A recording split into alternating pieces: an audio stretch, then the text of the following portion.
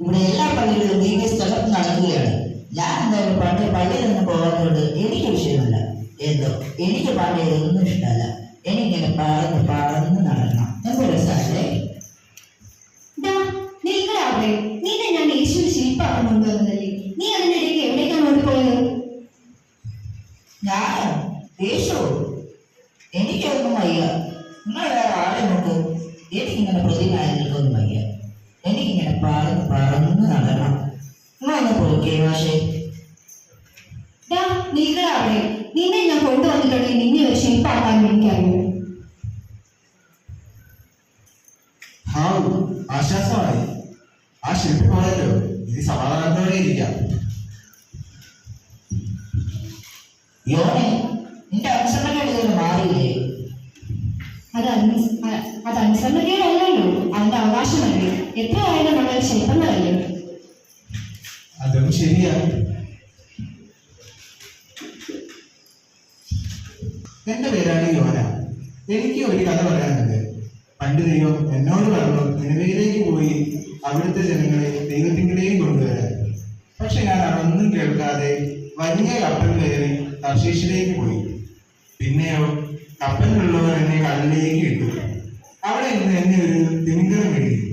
അങ്ങനെ 3 ദിവസം ഞാൻ തിമിംഗലത്തിന്റെ വയറ്റിൽ കിടന്ന് ദൈവത്തോട് പ്രാർത്ഥിച്ചു. അവസാനം 3-ാം ദിവസം ആ മീൻ എന്നെ കടലിലേക്ക് ക്ഷണിച്ചു.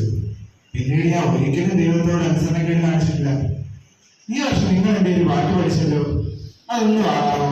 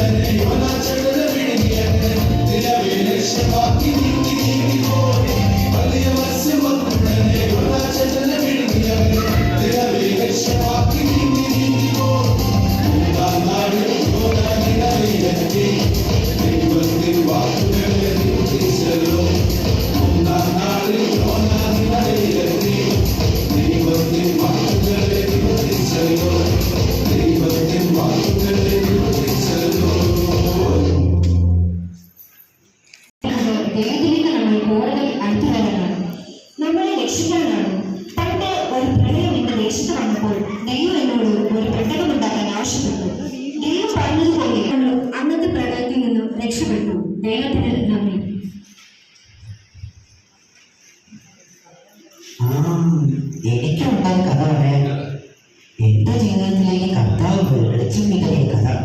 ക്രിസ്ത്യാനികളെല്ലാം കൊല്ലുകയും പീഡിപ്പിക്കുകയും ചെയ്ത ഒരു ദുരിതകാലം എനിക്കുണ്ടായിരുന്നു. പിന്നീട് കർത്താവ് എന്നെ വിളിച്ചപ്പോൾ ശൗലായിരുന്ന ഞാൻ പൗലോസായി മാറി. എന്നെ കുറിച്ച് ഈ വർഷത്തെ BBC ഒരു പാട്ടുണ്ടെന്നാണ് കേട്ടത്. എന്റെ പാട്ട് നിങ്ങൾക്ക് അറിയാവോ?